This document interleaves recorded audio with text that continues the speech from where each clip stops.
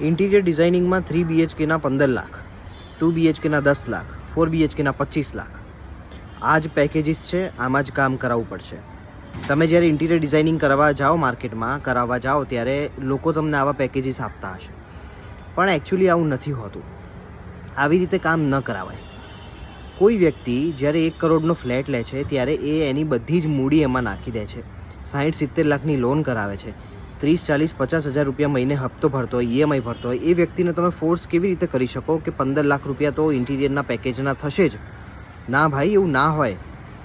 Interior designers એવા શોધો કે જે તમને તમારા બજેટમાં પેકેજીસ કસ્ટમાઇઝડ કરીને આપે. ફોર એક્ઝામ્પલ, તમે ભલે ને 1 કરોડનો ફ્લેટ લીધો હોય, પણ તમારી કેપેસિટી 5 લાખની જ હોય, તમારી ઈચ્છા 5 લાખની જ હોય સ્પેન્ડ કરવાની, તો તમે એવો ઇન્ટિરિયર ડિઝાઇનર શોધો કે જે 5 લાખમાં તમને જેટલું થાય એટલું સારામાં સારું કરી આપે.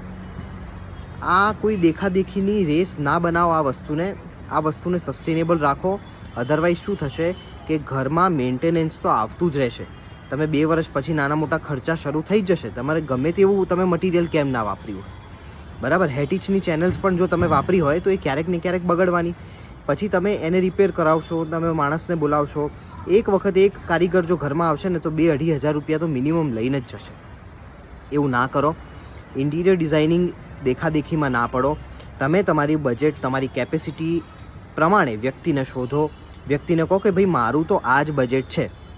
આ કોઈ તમે રેસ્ટોરન્ટમાં નથી જતા કે ફિક્સ ડિશના 198 રૂપિયા પ્લસ GST આ ભાવ હોય, બરાબર? 12 લાખ, 15 લાખ, 20 લાખના પેકેજ ના હોય. આવી રીતે ના કામ થાય. Interior designing completely depends on the budget of the customer. Customer is the king. તમારે નક્કી કરવાનું છે કે તમારે કેટલામાં કામ કરાવવું, અને તમે એવા વ્યક્તિનો જ સંપર્ક કરો જે તમારા બજેટમાં કામ કરી આપે.